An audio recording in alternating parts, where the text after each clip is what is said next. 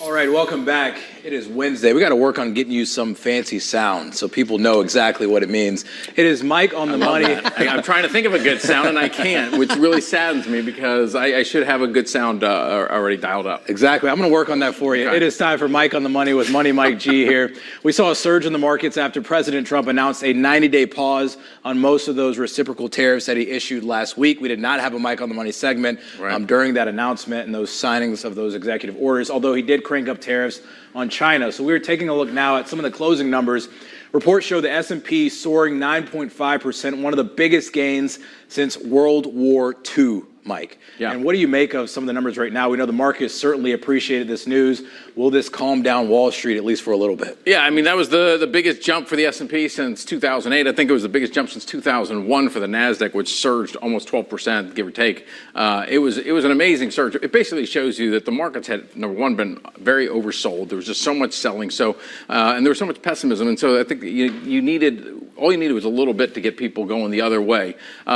Are we out of the woods? Is it going to be calmer? Who knows? Because really all we have is a delay here on the higher tariffs around the world.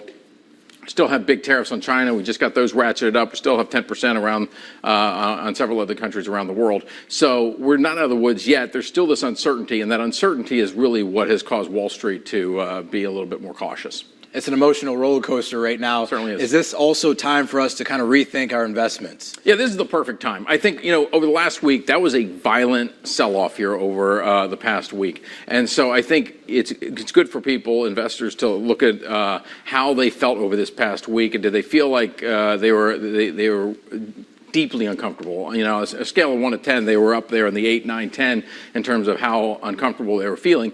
That tells you maybe that you need to make a change. Now you get this situation where you got a lift in the markets. So if you were feeling like very uneasy, this is your opportunity to make a change. And should we be, as far as making changes, should we be thinking more short-term or long-term? Sometimes we like to jump the line and just go all the way to the long-term, but where do we break it down? Well, you want to think long-term, but I always think it's important to think short before you think long. And here's what I mean by that. Yes, long-term investing is really what you're trying to do.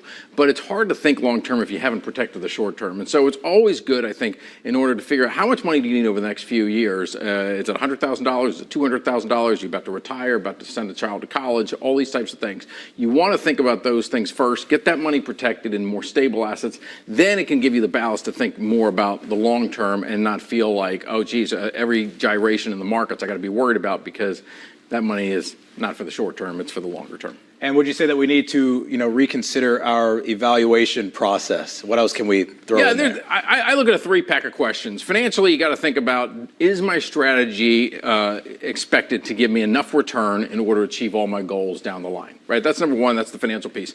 Then there's two emotional questions you need to ask yourself. And number one is my strategy going to allow me to continue to invest? Is it too volatile that I'm going to want to get out, stop investing? That's a bad thing. So you want to make sure you have a strategy that's going to allow you to keep going. And the second thing is you want a strategy that not only is going to allow you to keep going, but you're not going to have to make major changes to your lifestyle. If you feel like, oh, I can stay invested, but I'm going to have to cut back on vacations, adjust the day I'm going to retire, send my kid to a different school, those are the kinds of things that you want to try to avoid as well. So those three questions are the things you're trying to figure out as to whether or not you need to change your strategy. All right, Mike G, always trying to keep our pockets full and our bank accounts happy. We appreciate it as always. We'll get a jingle. Yes, all right, we're going to work on that.